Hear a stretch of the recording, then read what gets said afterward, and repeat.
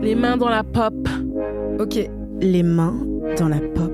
c'est les mains, C'est ma nouvelle obsession. mais dans la pop.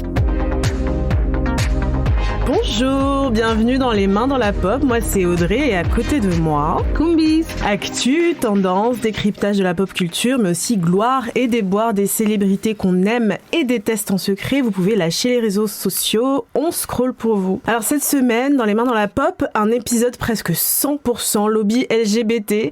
On va parler de représentation des personnes queer dans les médias français. Alors spoiler alert, c'est vraiment pas ouf. On va parler aussi de la cérémonie des Outdoors, de sexe dans les séries et du livre PD aux éditions Point. Voilà, les homophobes en sueur. Alors, en parlant de sueur, il fait chaud, de Très la chaud. sueur perle le long de nos tempes. Et, j'ai commencé à porter autre chose que des baguilles difformes de mon adolescence. Et puis, les Parisiennes pullulent sur chaque parcelle d'herbe à Paris. Et Mao, pourtant, a attrapé froid et est actuellement en train de tousser sous sa couette. Donc, du coup, cette semaine, nous ne serons que deux, Kumbis et moi. Mao sera, on l'espère, de retour la semaine prochaine. Kumbis, comment ça va? Pas d'angine Non, il fait super chaud, donc Mao, c'est horrible qu'elle soit malade. Et moi, je suis du genre à tomber malade en été. Je pense que c'est le changement de température, mais ça va super, il fait beau, un peu trop chaud pour travailler, mais là, on est entre amis, donc c'est chouette. Trop bien. Et toi, tu vas bien? Ça va super, merci de demander. Non, mais parce que ton teint brille et tout, je te dis, ok. Ah, ça c'est la sueur. Ok, ça va bien.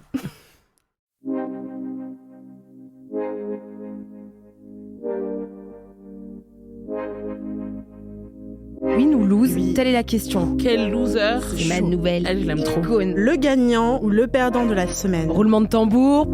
Mais Audrey, d'ailleurs, c'est qui ton loser de la semaine? Ouais, on attaque comme ça sur Ouais, le négatif. directement, parce que là, il fait beau, mais il faut qu'on mette les points sur les i. C'est qui le loser de la semaine pour toi? Ok, alors pour moi le loser de la semaine c'est les pépites sexistes entre autres de la série The Idol de Sam Levinson. Je sais pas si t'as regardé toi. Non, j'ai pas encore regardé. Il faut que j'ai un abonnement Prime, mais j'ai pas encore. Donc j'essaie de gratter un peu ça au travail parce que c'est notre. Je trouve que c'est choquant qu'on soit journaliste, se connaît pas des codes gratuits. C'est notre vrai. travail un peu. Si vous nous entendez. Ouais. Alors, en gros, le synopsis de la série, je vais vous le lire, c'est suite à sa dernière tournée entachée par une dépression nerveuse, Jocelyn, donc qui est interprétée par Lily Rose Depp, est déterminée à récupérer son titre de pop star la plus populaire et sexy d'Amérique.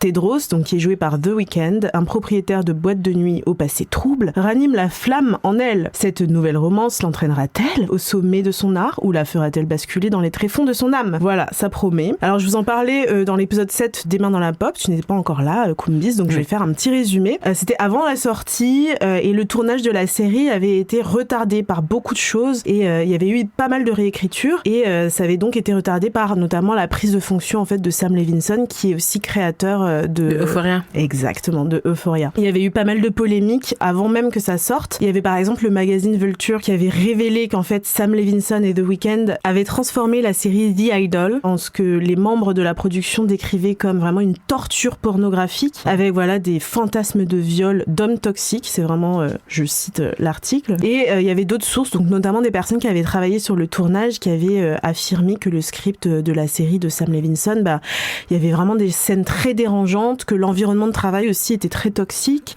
et que ouais, dans le script il y avait des violences physiques, sexuelles, bref, c'était vraiment chaotique. Donc ça c'était même avant même que ça sorte. Et en gros ce que les gens disaient c'était que la série qui devait être en fait sur une satire de un peu la starification au 21e siècle, en fait c'est devenu un peu ce qu'elle dénonçait au final. Et donc voilà, maintenant la série est sortie. Ça donne quoi? Je ne sais pas, j'ai pas encore regardé parce que j'ai un peu la flemme, parce que j'ai vu des extraits et ça ne me donne absolument pas envie. Il y a pas mal de critiques et le peu d'extraits en fait que j'ai vu et d'échos que j'ai eu, ça a l'air hyper sexiste et hyper en fait trop joué, tu vois, trop joué et trop faux, et même la sexualité est tellement too much, irréaliste. Ah ouais. Ok. J'ai eu un peu ce sentiment là, il y avait vraiment une hypersexualisation quoi, et outre l'hypersexualisation du coup de Lily Rose Depp, il y a pas mal aussi de pépites sexistes, psychophobes, tout ce que vous voulez. Par exemple dans l'épisode pilote, il y a un des personnages qui dit la maladie mentale c'est sexy pendant une séance photo où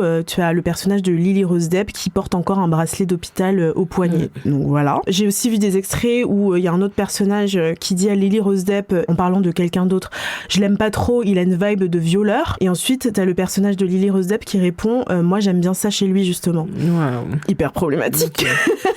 Et enfin, j'avais vu un autre extrait où voilà, il y avait quelqu'un qui, en parlant à la chanteuse, du coup, lui disait si tu vas sortir une chanson qui s'appelle I Am a Freak, tu devrais au moins la chanter comme si tu savais baiser. Enfin vraiment, il y a vraiment des paroles du coup crues et une hyper sexualisation de Lily Rose Depp qui fait très jeune en plus, je trouve. Ouais, et j'avais vu aussi que ça dérangeait parce que j'ai pas vu la série encore. Mais dans la série, en fait, elle suppliait genre The Weeknd de la violer en fait. Oui, c'est vrai. Et donc je me suis dit c'est quoi le but? J'en parlerai plus tard, mais parfois je me demande pourquoi ils vont si loin dans le sexe à la télé en fait. Exactement, tout à l'heure tu nous parleras un petit peu plus de tout ça. J'ai lu pas mal d'articles à ce sujet et par exemple t'as USA Today qui écrit la série manque fondamentalement de substance. Jocelyn, qui est jouée par Lily Rose Depp, est un mystère sans personnalité ni intérêt.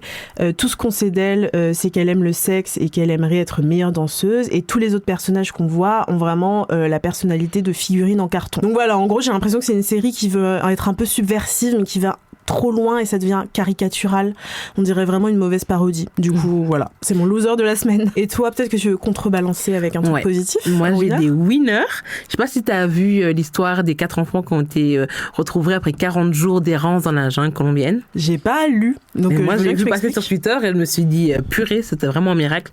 Donc, du coup, en fait, le 1er mai, il y a un petit avion qui s'appelle le Cessna 206 qui a craché. Dedans, il y avait 4 enfants, du coup. Leur maman, un proche et un pilote. La maman est morte plus tard de ses blessures. Le pilote et le proche sont morts sur le coup. Et les 4 enfants qui avaient 13, 9, 4 et 1 an ont survécu 40 jours dans la jungle colombienne. C'est énorme. Ouais, donc du coup, pendant tout un mois, la Colombie retenait son souffle. Il y avait des expéditions. L'armée les cherchait. Parfois, ils retrouvaient des biberons. Parfois, ils trouvaient des couteaux. Parfois, ils trouvaient des langes abandonnées. Et donc, ils les ont retrouvés du coup ce 9 juin à 5 mètres du crash. Et ils étaient vivants, mais très, très, très affaiblis. C'est normal après 40 jours. Et tout le monde se demandait, en fait, comment ils ont pu survivre alors que c'était des gosses, quoi. Ouais. Mais du coup, en fait, eux, ils font partie d'une ethnie qui est évangélisée, mais qui est très animiste. Donc, c'est très important, là, tout ce qui est nature, tout ça. Et leur maman leur chantait les comptines pour justement savoir comment survivre dans la jungle et faire la différence entre les plantes toxiques, les plantes qui pouvaient manger, tout ça. Et c'est la grande sœur de 13 ans, qui s'appelle Leslie, qui a pris son rôle à cœur et qui a vraiment maintenu ses frères et sœurs en vie. Et tout le monde est trop content sur Twitter, mais encore une fois, ils ont relancé le débat de la charge mentale des sœurs aînées, parce qu'en fait, les proches de la famille ont dit que depuis qu'elle a eu ses règles, sa maman l'a entraînée à devenir une maman et une femme, alors qu'elle a que 13 ans, donc du coup, elle, c'était son rôle qu'elle a assumé, mais encore une fois, un big up à toutes les grandes sœurs qui sont nos mamans par substitution, de force ou de gré. Waouh, quelle histoire. Moi, j'aurais pas survécu 3 jours, je pense. Non, moi non plus. Je serais piquée par un serpent, j'aurais dit laissez-moi là, c'est bon, c'est mon heure, au revoir à tout le monde. C'est clair, vraiment drama queen. Même j'aurais entendu les bruits la nuit, j'aurais dit Seigneur, reprends-moi avec toi, c'est bon quoi.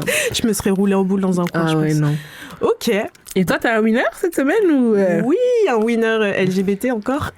Alors, je vais parler de la cérémonie des Outdoors. Donc, c'est une cérémonie qui a lieu tous les ans et qui est dédiée à la visibilité des personnes LGBTQ+, et qui est organisée par l'association des journalistes LGBTQ+, qui s'appelle donc l'AJL. Et donc, c'est une remise de prix qui récompense des personnes ou alors des initiatives, des associations, des journalistes, des chanteurs, chanteuses, enfin tout un tas de personnes qui œuvrent pour la représentation des personnes queer. Et donc du coup, l'édition 2022 l'an dernier n'avait pas pu avoir lieu. Celle de 2021 avait entre autres récompensé Barbara Butch comme personnalité de l'année. Et cette année, donc la cérémonie aura lieu le 18 juin 2023 à 20h et elle sera animée par La Briochée. Je sais pas si tu vois qui c'est. Non, pas du tout. C'est une candidate trans de la première saison de Drag Race France. Donc, du coup, je trouve ça cool parce que ça apporte un soutien aux drags, parce qu'on sait qu'en ce moment, les drag queens sont attaquées de toutes parts par les homophobes. Hein. Oui. Surtout en Amérique, je vois souvent devant les rassemblements des nazis. Voilà. Exactement, pour interdire les lectures faites aux enfants par les drag queens. Parce que c'est très dangereux, visiblement. Plus que les armes. Et le racisme. C'est ça. Et donc, ce sera du coup animé par La Briochée et par Lynn Laodao, qui est journaliste à France Info et aussi membre de l'AJAR, donc l'association des journalistes antiracistes et racisés. Et donc vous pourrez soit y aller, soit visionner la cérémonie en ligne le 18 juin prochain. En attendant, vous pouvez toujours voter pour la personnalité de l'année sur le site qui s'appelle 2023.outdoor.fr, ou alors pour d'autres lauréats-lauréates. Donc il y a 7 catégories: enquête, reportage, presse étrangère, documentaire, coup d'éclat éditorial, révélation numérique et coup d'éclat artistique. Pour vous donner une petite idée, si vous voulez un peu savoir pour qui voter, parmi elles et eux, il y a la tournée 95 d'Angèle, la rétrospective de Zanele Mioli à la MEP dont j'avais parlé dans un épisode des Mains dans la Pop. Il y a aussi Homo en France d'Aurélie Perrault et Vincent Dédienne sur France 2, et il y a aussi la personnalité Morgane Noam dont je parlerai un petit peu tout à l'heure. Donc voilà, je trouve ça cool. Si vous pouvez regarder, regardez. Si vous pouvez voter, votez. En plus, cette année, c'est les 10 ans après l'adoption du mariage pour tous, donc c'est important, la visibilité. Voilà. Est-ce que toi, tu vas enchaîner avec un loser? Mais en fait, je sais pas si c'est vraiment un loser, mais c'est quelque chose qui a fait parler sur les réseaux. Donc Kanye West, on sait, il a l'habitude de faire beaucoup de polémiques et de faire beaucoup de sorties parfois racistes, antisémites. A eu 46 ans le 8 juin. D'ailleurs, je sais que tu es un peu astro, tu peux nous dire c'est quoi le signe et c'est quoi la personnalité de la personne qui est née le 8 juin? Alors, laisse-moi réfléchir, je ne sais pas. Mon anniversaire, c'était hier, donc je suppose qu'il est comme moi, Gémeaux, et bon, je suis pas hyper ravie de partager mon signe avec lui, mais c'est pas grave. Les Gémeaux, en vrai, je pense que c'est un bon archétype du Gémeaux, parce que le cliché du Gémeaux, c'est quelqu'un d'hyper changeant, un peu double face, un coup t'es comme ça, un coup t'es comme ça. Donc bon, a priori, c'est à peu près la personnalité de Kanye West. Ouais, parce que comme on savait, il souffre de bipolarité. Oui, Kim Kardashian en avait parlé je pense dans un épisode d'équipe de Kardashian, et elle a dit qu'il voulait pas prendre son traitement. Donc, du coup, ça a eu un effet sur leur mariage, un effet aussi sur lui, sa personnalité. Donc au début, on laissait plus ou moins passer parce qu'on se disait il est peut-être malade, tout ça, mais à un moment on s'est dit quand même stop. Et donc du coup, depuis quelques mois, il est vraiment persona non grata. Et là, c'était son anniversaire, et il a fêté son anniversaire dans une ambiance un peu très secte, ce qu'il aime bien. Je sais pas si tu as vu son école, son école où tout le monde devait rester debout, de manger que des sushis à ce qui paraît. Et du coup, il y avait une femme qui était nue, et les invités pouvaient manger des sushis sur son corps nu. Moi, je me demande pourquoi tu veux manger des sushis sur un corps que tu connais pas, c'est comment elle s'est lavée déjà, je comprends pas c'est quoi le but. En termes d'hygiène, ouais, c'est ça déjà. Et ce qui a choqué, c'est que sa fille North, je crois qu'elle a 8-9 ans, était invitée. Donc moi ça me choque plus que on paye des personnes pour être immobiles dans une pièce avec d'autres personnes. Je vois aussi ça beaucoup avec les comment ça s'appelle, les statues vivantes. Je comprends pas. Je pense que ça me dérange plus ça que le fait que North soit une fille nue consentante, bien sûr.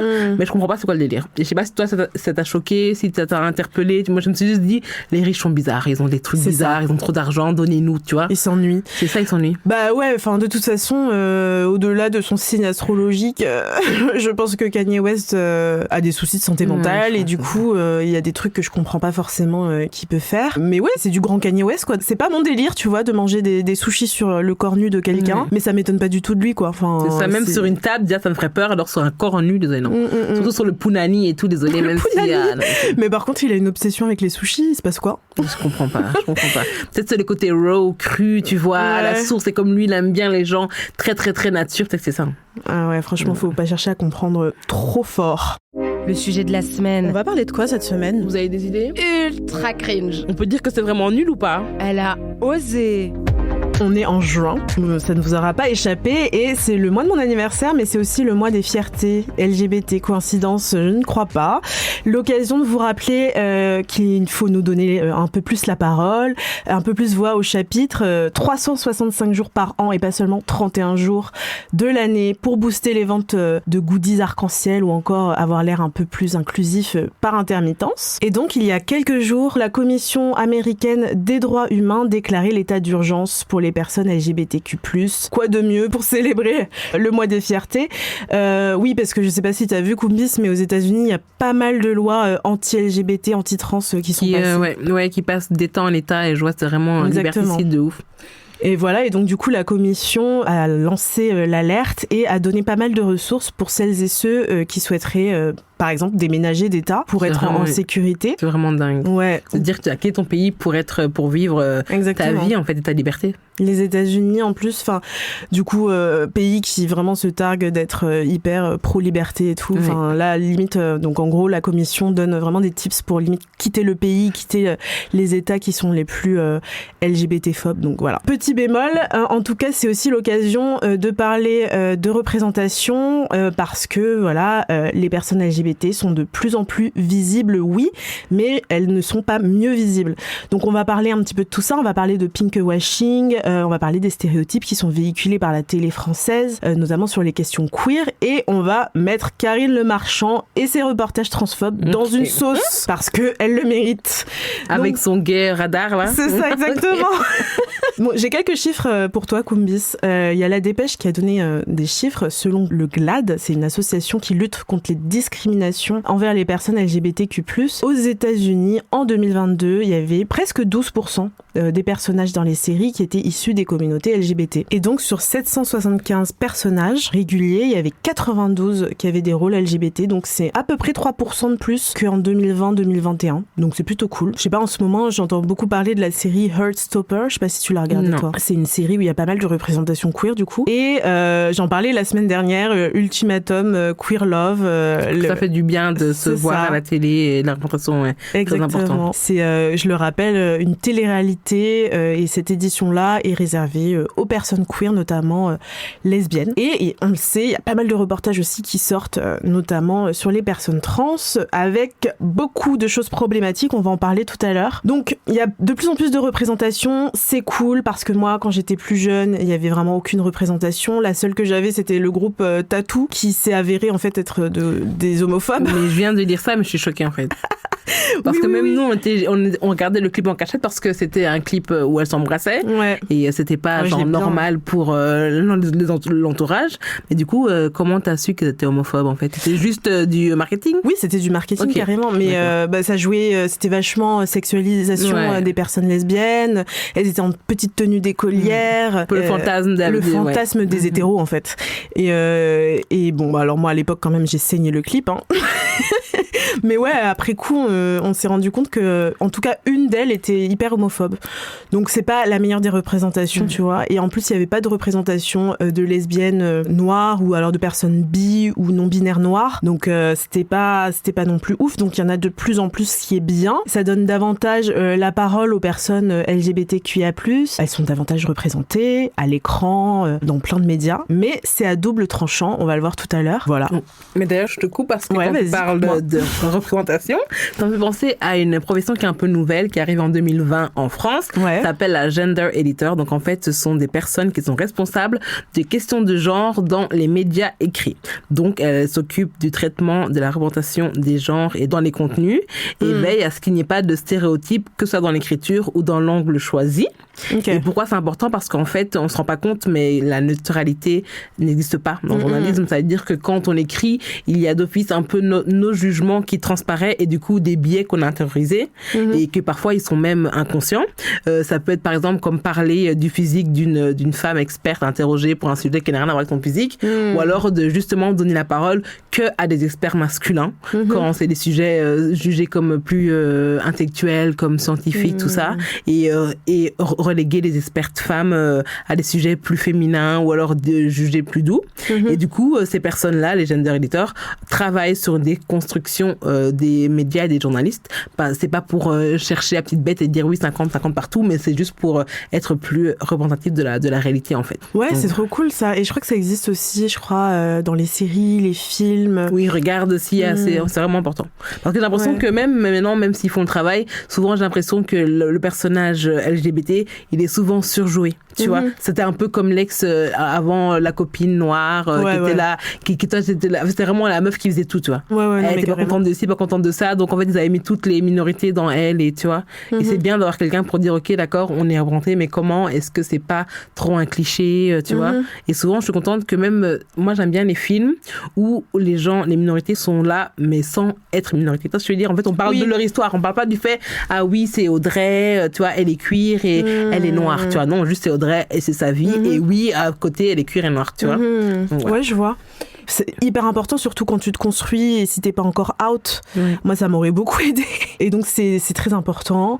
Rien que se voir déjà et voir que tu existes, en fait. Et que tu te dis que je suis pas seule et qu'on est, on est tous ensemble, on est une communauté. Et ce que je vis résonne chez quelqu'un d'autre, tu vois, parce que souvent quand on se voit pas, tous nos traumatismes sont aussi silencieux en fait. Silencieux, et puis on a l'impression d'être bizarre, de pas être dans ce qui est le cas, on n'est pas dans la norme entre gros guillemets, mais du coup le fait de voir d'autres personnes qui puissent avoir des récits, des parcours à l'écran ou je sais pas moi, même dans les livres, peu importe, mais ça fait du bien et ça permet de se construire autrement, et aussi le fait d'avoir diverses expériences, comme tu le disais, pas des trucs clichés à chaque fois, ça c'est important.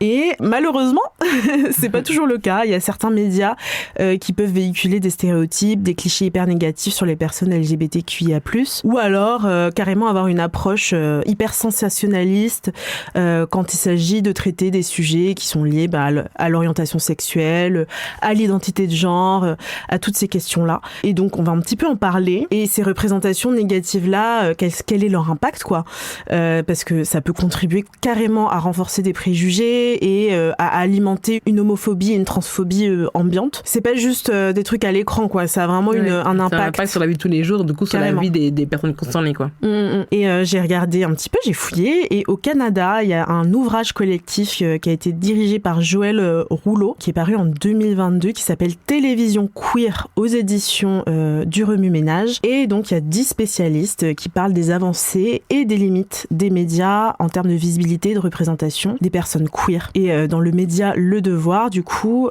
Joël Rouleau, elle confirme qu'en fait, on est vraiment dans une ère où on est de plus en plus visible en tant que personne queer, donc il y a une hyper visibilité, mais que voilà, ça peut aussi être à double tranchant, donc je cite, il y en a beaucoup, et c'est en soi réjouissant, surtout quand on pense à l'importance que ça peut avoir pour de nombreuses personnes adolescentes, on le disait tout à l'heure, mais il faut reconnaître que ces séries sont rarement entièrement adéquates, souvent elles perpétuent des stéréotypes associés à la diversité sexuelle et de genre, ce qui pourrait avoir comme effet de limiter les manières d'être queer, c'est-à-dire d'exprimer son identité. En somme, il y a beaucoup d'œuvres, mais encore énormément de diversité dans des modèles qu'on y présente. Et effectivement, je sais pas si t'as vu récemment, enfin, ça fait quelques années déjà qu'il y a beaucoup de reportages qui sortent, notamment sur les questions de transidentité. Et notamment, là, il y a le 21 mai dernier, le reportage Transgenre, enquête sur les nouveaux tabous, qui a été diffusé dans Zone Interdite sur M6, et c'est un carnage. Ça m'étonne pas. Ouais, donc en gros, dès l'intro, t'as la voix off qui parle de nouveaux phénomènes, comme si c'était une mode. Et tout le long, en fait, on entend des expressions comme fabrique des enfants transgenres. Il y a une experte, soi-disant, qui dit que voilà, ça vient des réseaux sociaux, comme s'il y avait eu une contagion par les réseaux sociaux du fait d'être transgenre. Alors que ça c'est vraiment une rhétorique qu'on retrouve souvent en fait. Le fait qu'on les voit souvent maintenant, toi, c'est comme si en fait la chasse aux sorcières, tu vois. Oui, ils se montrent sur TikTok, donc ça influence les gens, et je trouve que c'est vraiment très petit et très étroit comme manière de penser. Oui, puis c'est faux, les personnes transgenres existent depuis toujours, c'est juste que il y a un climat où elles sont plus à l'aise de se montrer, justement, et tant mieux en fait. C'est ça, exactement. Et donc en gros, il y a aussi un médecin dans ce reportage qui parle d'épidémie carrément, de pandémie. Et vraiment, sa parole est prise comme argent comptant. Il y a personne qui commente, qui réfute ou qui contrebalance cette pensée-là. Il y a même le reportage qui donne la parole à un groupe qui s'appelle Hippomonis, un groupe de parents transphobes qui prônent les thérapies de conversion qui ont été interdites, je le rappelle, il y a pas si longtemps que ça. Et donc voilà, en gros, la parole des personnes qui détransitionnent, qui est complètement détournée et utilisée à des fins transphobes. Enfin, il y a plein de trucs hyper problématiques. Et je suis tombée sur un post du psy Morgan Noam sur Instagram et qui parle justement de ce reportage sur son compte. Et voilà, enfin, il dit bien que visibilité n'est pas égale à sécurité et que du coup, montrer ce genre de choses, c'est hyper dangereux en fait pour les personnes trans. Et voilà, enfin, le reportage, il parle du fait que c'est dangereux parce que ça peut convaincre en fait des parents d'enfants trans qui sont encore un peu sceptiques et qui essayent de se renseigner. Et là, du coup, dire que c'est une lubie, ça va lui passer, voilà. des trucs comme ça. Exactement, ça va les emmener sur un chemin trop clairement transphobe. Ça encourage aussi les violences, la stigmatisation, enfin voilà. Et puis c'est grave pathologisant en fait, parce que on fait venir un médecin pour parler de pandémie. Bon, c'est chaud. Le jeu des mots est vraiment très dur et très bizarre. Ouais, c'est très chaud. Et en fait, c'est pas la première fois que M6 fait ce genre de choses, puisque déjà en octobre dernier, il y avait Karine Le Marchand, on en parle, voilà, ou celle, comme tu le disais tout à l'heure, qui croit qu'elle peut détecter les hommes gays avec son radar fictif. Je sais pas si vous avez vu t'avais vu la vidéo. Oui, sur Twitter, tout le monde en parle. Et maintenant, dès que quelqu'un pense que quelqu'un est gay, ils mettent la photo de Karine Le Marchand. Ouais, donc pour celles et ceux qui savent pas, il y avait une vidéo qui tournée de Karine Le Marchand. Je crois que c'était en Zoom. Enfin, je sais pas, elle était en appel, en visio. Ouais, en vrai, c'était un live Instagram ou quoi. Et elle disait à quelqu'un, mais toi, t'es gay, je le sais, un truc comme ça. Ouais, je sens que t'es gay. Ouais. Et elle le faisait à plusieurs reprises. Bref. Voilà, donc cette personne a lancé une soirée spéciale transidentité parce que, bon, apparemment, elle s'est sentie investie d'une mission qui s'est avérée vraiment complètement transphobe. Il y avait notamment le documentaire Trans unique en leur genre. Et d'après Télérama, avant même la diffusion, en fait, il y avait eu une 50aine d'associations, de collectifs LGBT+, et féministes qui avaient vu le programme en avant-première et qui avaient publié un communiqué pour dénoncer son voyeurisme et rappeler que les vies des personnes transgenres n'étaient ni un sujet de divertissement, ni un sujet de débat. Donc voilà, donc ça partait déjà mal. Et en fait, le documentaire a suivi pendant 1 an 3 personnes transgenres, donc Aela, 33 ans, Emma, 63 ans, et Zach, 18 ans, donc un petit peu tous les âges. Et en fait, c'est un documentaire qui est hyper dangereux et sensationnaliste. Moi, j'ai juste vu des extraits, mais en fait, le documentaire s'attarde beaucoup sur les transformations physiques des personnes transgenres. Et donc, ça réduit un petit peu, tu sais, la transidentité à une question physique, chirurgicale. C'est un peu comme les gens transphobes qui posent la question, est-ce que t'as fait l'opération? C'est hyper voyeuriste. Comment c'est, ça la regarde pas, en fait. Ouais, voilà, ça vous regarde pas. Et le documentaire insiste pas mal là-dessus. Donc, c'est clairement très dérangeant. Et ensuite, en fait, il y a eu un débat animé par Karine Le Marchand après ce documentaire qui s'appelait Enfants trans, que faire? Et la composition des intervenantes était vraiment c'était noir et blanc, quoi. Il y avait d'un côté les pour et de l'autre les contre, comme si c'était un débat qui devait avoir lieu, comme si ils avaient leur mot à dire, quoi. C'est ça, comme si on pouvait débattre sur la transidentité. Et en plus, je trouve ça hyper violent, tu sais, de mettre des personnes transgenres face à des personnes qui sont littéralement contre elles, et on les lâche comme ça. Question leur vie, en fait. C'est ça, et on leur dit vas-y, débat. Enfin, c'est horrible. Ouais, prouve-moi que tu mérites ta liberté, en fait. Ouais, ta liberté, ton humanité. Et donc après tout ça, il y a eu et bien évidemment plein de signalements auprès de l'autorité de régulation de la communication audiovisuelle et numérique, donc l'ARCOM, à juste titre. Et donc ce genre d'émission, ça a un impact réel sur les vies des personnes concernées. Je sais pas si t'avais vu, mais il y a des chiffres qui sortent régulièrement sur le fait qu'il y a une grande majorité des personnes trans qui souffrent en fait de dépression et ou qui ont déjà fait une tentative de suicide, et c'est surtout lié justement à la transphobie en fait constante. Sur Twitter.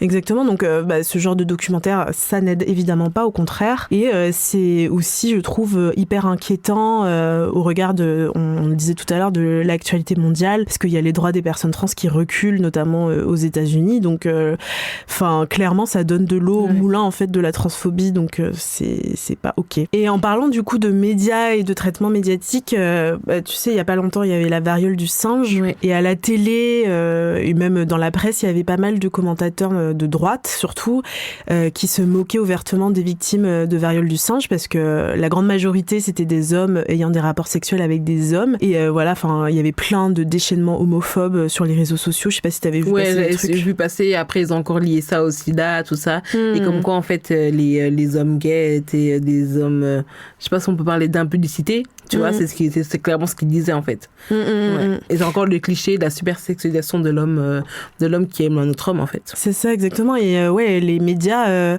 jouaient vachement là-dessus en fait, sous couvert de dire attention par rapport aux rapports sexuels homosexuels, attention, vous allez peut-être attraper la variole du singe. C'était vraiment prétexte pour des propos super homophobes, et il y avait pas mal eu de harcèlement aussi sur les réseaux sociaux. Donc voilà, traitement médiatique bancal. Et voilà, dans certains contextes en fait, une visibilité accrue cru, ça peut exposer les personnes queer LGBT à la discrimination, au harcèlement, à la violence. Et du coup, la visibilité dans les médias, c'est cool, mais ça peut attirer des réactions hyper négatives et des discours de haine, en fait. Plus t'es visible et plus t'es sujet, vulnérable en tout cas, à ce genre de trucs. Et les personnes LGBT qui occupent une place importante dans les médias, elles en font les frais. Et il y a Talma Desta dans Homophobie, Transphobie, 10 ans après le mariage, la lutte continue, qui a été diffusée le 15 mai dernier dans À l'air libre sur Mediapart, qui en parle justement, donc je vais le citer. Il dit « C'est un contre-coup à la visibilité. Être visible, c'est avoir une cible dans le dos. À partir du moment où on ne vit plus caché et qu'on parle de nous dans tous les documentaires tapageurs ou dans les émissions racoleuses et dans les débats qui opposent personnes trans et militantes anti-trans, ça met en avant nos identités et nos parcours de vie et ça amène son lot de backlash. » Et il ajoute « On parle d'épidémie trans, comme si l'accès à la transition était facile, c'est un fantasme total. Ce sont des parcours extrêmement longs, coûteux en temps, en énergie, en argent. À ce titre, ce qui est dit sur nous, sans nous et à côté de la plaque. » Et c'est vrai que dans les médias, en fait, souvent on parle des personnes trans, des personnes LGBT, mais en fait on les invite pas. Enfin, on parle d'elles sans elles. On parle à leur place. Ouais. Enfin, après ça peut se transposer à plein de minorités. Tu disais par exemple les femmes. Ouais, les femmes qui portent le voile, tout en fait. Carrément. Et j'ai remarqué aussi que les réseaux sociaux, c'était un peu un échappatoire aussi pour les personnes queer et LGBT, puisque souvent on n'est pas invité ou alors on parle de nous sans nous. Et donc c'est cool parce que ça donne de la visibilité, notamment sur, Instagram, TikTok. Mais il y a aussi encore le revers de la médaille avec qui dit réseaux sociaux dit harcèlement potentiellement. Et c'est beaucoup plus difficile de se retourner sur les réseaux sociaux contre ce cyberharcèlement-là, quoi, parce que ça peut être anonyme. Et surtout que les plateformes ne sont pas vraiment au point de la technologie concernant ça et que tu peux attendre avant que la personne soit exclue, quoi. Oui, carrément. Et puis souvent, en plus, c'est même les personnes qui sont harcelées qui sont exclues. Enfin, en tout cas, censurées. Les personnes trans, les personnes LGBT de manière générale. Et de manière générale, toutes les minorités sont hyper censurées. Donc, voilà, c'est catastrophe. Donc, moi, si je pouvais conseiller les médias, ce serait de veiller à ce que la représentation des personnes LGBT soit pas simplement cliché, stéréotypée et symbolique. Enfin, je voulais aussi parler de la tokenisation qui a lieu pour beaucoup de personnes minorisées, notamment les personnes LGBT. En fait, c'est quand il y a un seul personnage ou une seule personne qui est utilisée pour représenter un groupe tout entier. Donc, par exemple, je sais pas, moi, dans une série, t'as une seule personne queer et voilà, c'est tout. On se dit, c'est bon, on a fait notre boulot. Et parfois, elle est queer et noire ou asiatique et ça, Exactement. Parfois, elle a plusieurs discriminations. Comme ça, on se dit, bon, c'est bon, on a coché quelques cases, ils vont pas nous faire chier. Et en fait, c'est hyper limitant, quoi. Enfin, ça limite les expériences que peuvent avoir les différentes communautés queer. Donc voilà, c'est pas top. Et puis la représentation médiatique, ça peut aussi se concentrer, justement, on le disait tout à l'heure, sur les expériences des personnes LGBT blanches, cisgenres et aisées. Il n'y a pas beaucoup de représentation et d'intersectionnalité dans les médias. Par exemple, les personnes noires et queer, les personnes noires, non-binaires et queer, c'est toujours un truc et puis c'est tout. Ou alors, c'est que des personnes blanches, cis et puis riches, quoi. Donc, ce serait bien d'inclure un petit peu plus les voix et les expériences de toutes les personnes LGBT, notamment les personnes LGBT racisées, transgenres, handicapées, grosses, issues de milieux socio-économiques différents. Et je voulais aussi parler du pinkwashing. Est-ce que tu sais ce que c'est ? C'est le fait que pendant le mois des fiertés, tout le monde sort son petit drapeau et les marques, un truc comme ça ? Ouais, grave, okay. Il y a ça, Il y a de ça, par exemple, comme tu le dis, pendant ce mois-là, les petits drapeaux qui sont partout, même Uber sort le petit drapeau arc-en-ciel. Et il y a aussi, tu sais, quand t'as des personnalités qui vont faire un peu pareil, quoi, qui vont surfer un peu sur la vague queer parce que c'est à la mode, mais au final, quand tu regardes bien en profondeur, rien n'est fait concrètement. Et donc, ça exploite en fait la lutte des droits LGBT et ça aborde pas vraiment les problèmes systémiques de fond, quoi. C'est un peu un pansement sur les blessures, quoi. Et vraiment, je suis partie deep. Et voilà. Donc, la représentation des personnes LGBT dans les médias, c'est pas foufou, surtout en France. Et je m'étais dit aussi, j'avais l'impression qu'on mettait beaucoup l'accent sur les côtés négatifs, en fait, de nos représentations. C'est-à-dire l'homophobie, la transphobie, et ce qui est normal, parce qu'il y en a beaucoup. C'est des parcours très tragiques, souvent. Et il y a pas beaucoup de récits positifs. Et du coup, ça donne peu de perspectives, peut-être aux personnes concernées qui seraient pas encore out, par exemple. Donc, moi, j'aimerais bien avoir plus d'histoires d'amour, par exemple, LGBT, LGBT saines, contrairement à Ultimatum. Ouais.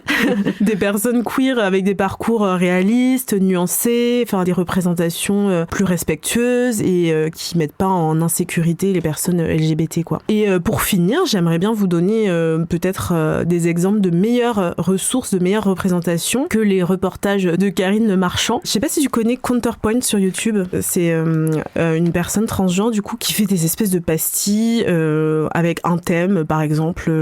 Dernièrement, elle avait parlé de Harry Potter, sur la thématique du coup des transidentités. Et c'est hyper intéressant. Il y a des mises en scène. C'est super informé et elle a vraiment un talent de storytelling. Donc, elle parle en français ou c'est anglais? Non, c'est en anglais. Okay, donc voilà, si vous comprenez bien l'anglais, vous pouvez regarder Counterpoint sur YouTube. Comme je le disais tout à l'heure, il y a aussi Morgan Noam. Vous pouvez le retrouver sur Instagram. Il y a aussi le compte de Aggressively Trans. Voilà, donc c'est un peu pour en apprendre davantage sur les questions trans. Il y a aussi Talma Desta, évidemment. Et il y a aussi la journaliste Lénaïgue Bredou chez Mediapart qui est responsable éditoriale et concernant les questions de genre. Donc vous pouvez suivre toutes ces personnes pour une meilleure représentation en espérant que les médias français se réveillent. Que moi je me réveille. Audrey. Ah, non, d'accord.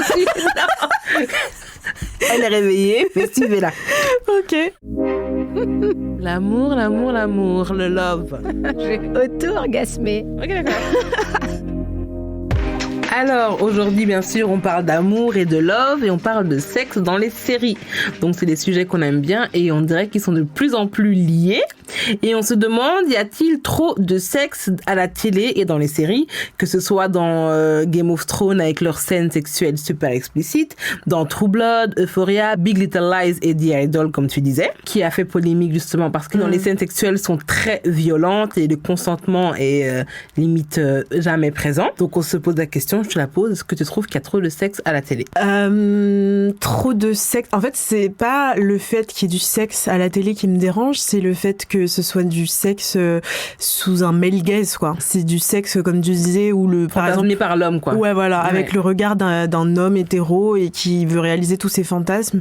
Et parfois, il n'y a pas le consentement. Parfois, c'est juste hypersexualisation des femmes. Ouais. Et en fait, si c'est du sexe qui est bien réfléchi, où il y a du consentement et fait par une femme, ça me dérange pas. Enfin, c'est ok, tu vois. Mais, voilà. Mais du coup, en fait, quand tu me parles de ça, ça me fait penser à The Idol, où les gens disaient que souvent, il y avait Lily Rose Depp qui était toute nue, mais que The Weeknd gardait son t-shirt. Tu vois, voilà. Le fait de voir plus facilement une femme nue qu'un homme nu, j'en parlais, mais encore une fois, c'est problématique pour moi. Ouais. Et donc, selon le magazine Mashable, c'est un magazine américain, le fait qu'on voit de plus en plus de sexe et de sexe frontal à la télévision, c'est lié au porno, en fait, parce que le porno est partout.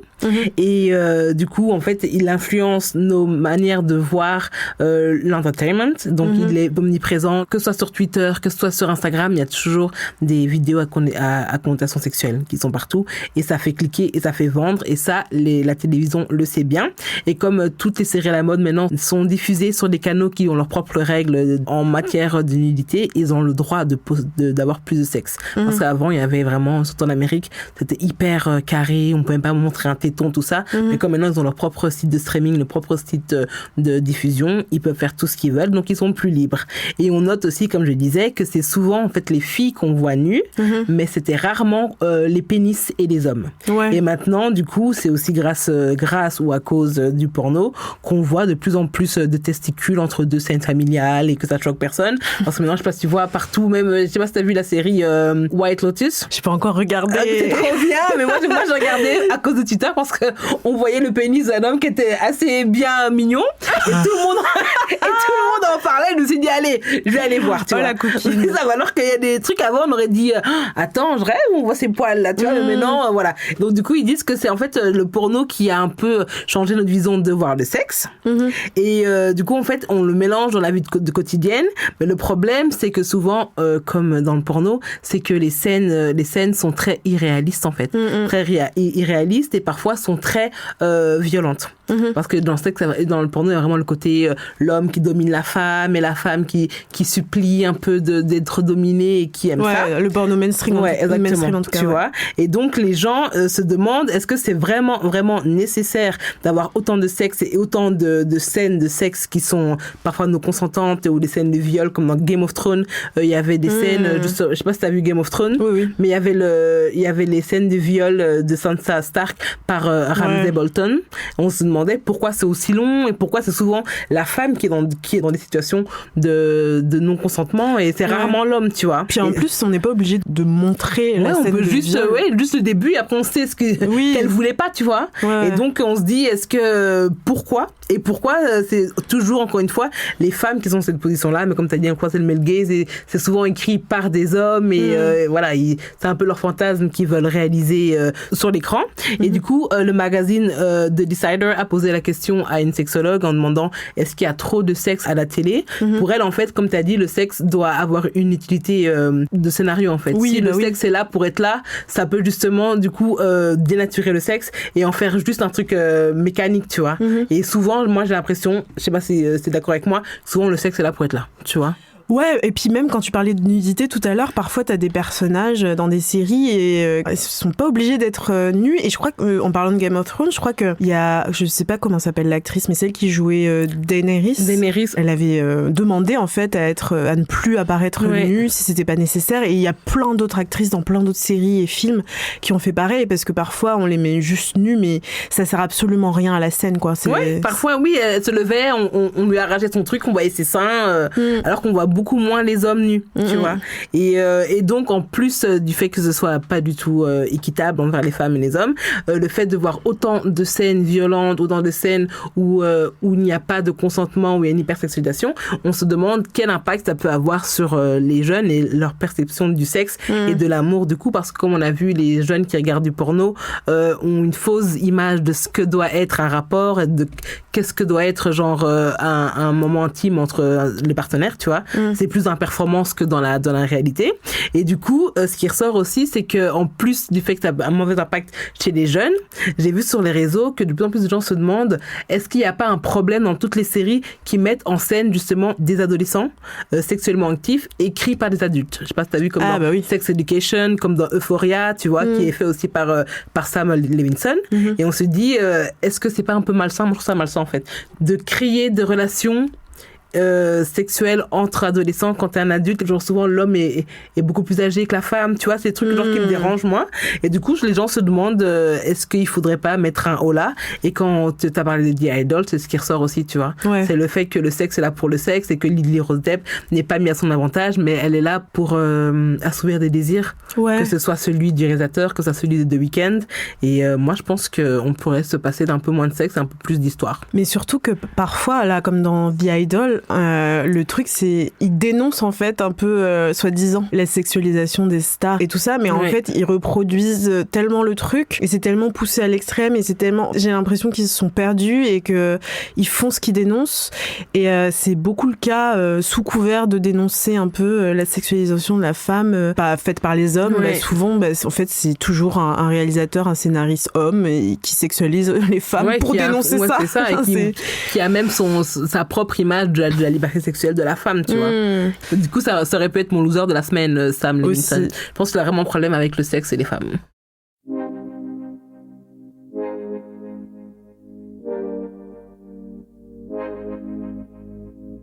C'est quoi ta reco? Whatever. Franchement, c'est vraiment hyper niche. Je l'ai vu sur Twitter. J'ai pas envie d'être méchante, mais j'adore. C'est l'heure de la reco intello. Pour vous, j'ai épluché les programmations des musées, j'ai chiné les dernières sorties de bouquins et j'ai même passé en revue la liste des événements sur Facebook. C'est pour vous dire.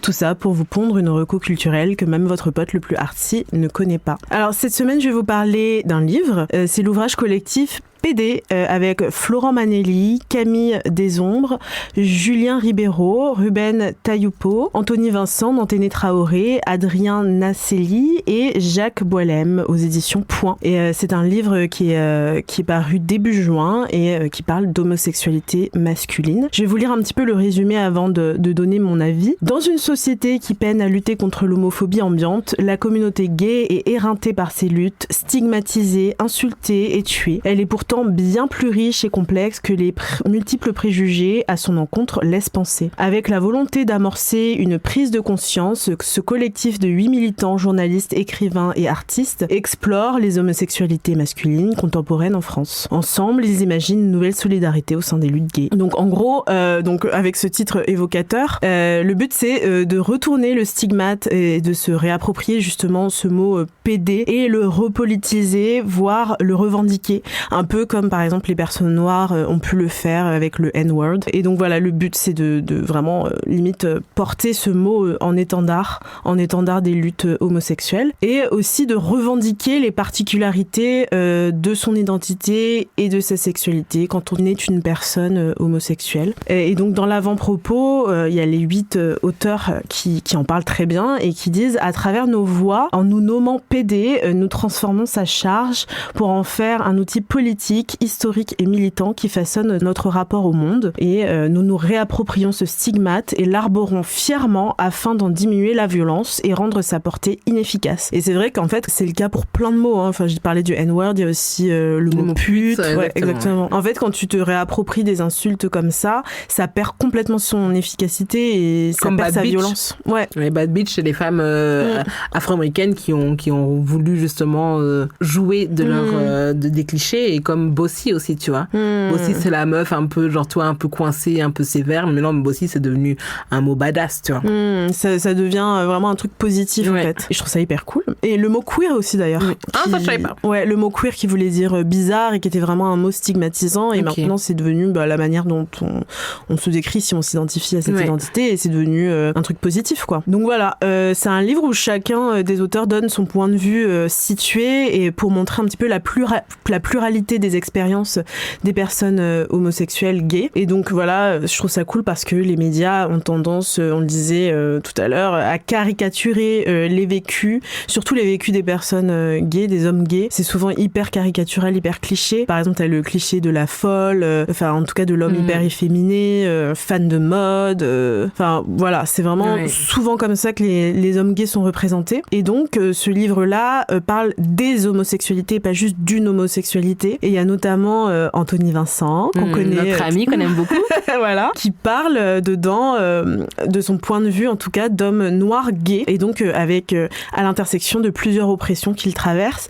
Et il parle notamment du fait d'être vu comme une menace quand il est perçu comme un homme noir, par exemple, dans la rue. Et donc, quand c'est le cas, il dit qu'il joue sur l'expression de son homosexualité pour se protéger et pour paraître moins menaçant. Et au contraire, quand il est discriminé en tant que personne homosexuelle, donc dans les cas où il se trouve en danger, en fait, il va jouer sur le fait d'être un homme noir. Et donc, je trouve ça hyper intéressant, cette dualité-là. Et donc, c'est un point de vue parmi tant d'autres, mais c'est un point de vue qu'on n'entend pas assez en France. Et je trouve ça hyper cool d'avoir choisi 8 personnes avec des horizons, des parcours hyper différents, des histoires aussi et des rapports hyper différents par rapport à leur sexualité, à leur identité. Et donc voilà, attention, si vous achetez le livre, quand vous partagez sur les réseaux sociaux, à censurer le mot PD pour ne pas vous faire shadowban ou bannir des plateformes, notamment sur Instagram. Et j'ai été au lancement du livre et ils fournissaient des petites étiquettes avec le mot censuré, donc PD mais censuré, que tu pouvais coller sur ton bouquin si tu voulais le partager sur les réseaux sociaux, parce que c'est quand même assez dommage de se faire bannir ou shadowban pour cette raison-là. Donc pour donner de la force. C'est ça, faut donner de la force à ce livre, et je trouve ça hyper important, hyper cool, et même le fait d'avoir choisi quand même, malgré les contraintes qu'il pouvait y avoir, de garder le titre PD, même en termes de référencement. Je m'étais posé la question, si tu tapes PD sur internet, est-ce qu'on va vraiment tomber sur le livre, etc. Mais je trouve ça quand même cool qu'ils aient gardé ça, parce que, comme on disait tout à l'heure, c'est important de se réapproprier tous ces mots-là. Donc voilà, courez, achetez votre exemplaire de PD, dégustez si l'envie vous prend des sushis sur le corps dénudé d'une personne consentante pour votre anniversaire, et puis couvrez-vous pour ne pas attraper froid comme notre cher Mao. Vous êtes des arcs-en-ciel, bravo les lesbiennes, vive les queers, et puis à la semaine prochaine. À très vite. Les Mains dans la Pop est une émission de Nouvelles Écoutes, animée par Audrey Coupé de Kermadec et Kumbi Soploï, produite par Julien Neuville, montage, mixage par Livio Boulanger au studio Artistique Palace, enregistrement par Cécile Barrière au studio Belleville, directrice générale adjointe Nora Issem, directrice artistique Aurore Mailleux, directrice des productions Marion Gourdon, directrice commerciale Emmanuel Fortunato, chargée de production Cassandra de Carvalho, assistante de production Neila Akmi.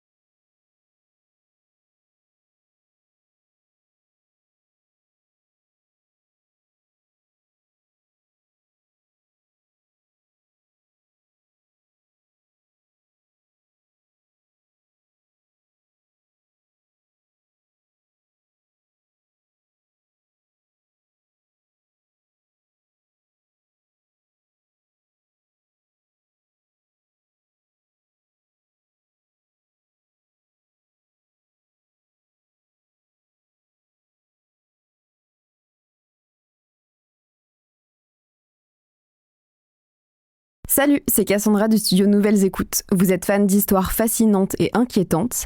Découvrez Minuit Plus et profitez de centaines d'histoires souvent incroyables, mais toujours vraies. Toutes les semaines, de nouvelles histoires en intégralité et en avant-première sans publicité à écouter directement sur vos plateformes d'écoute habituelles. Et on vous offre 7 jours gratuits pour essayer. Rendez-vous sur studiominuit.com ou Apple Podcast et Spotify pour vous abonner. 4,99€ par mois ou 39€ à l'année.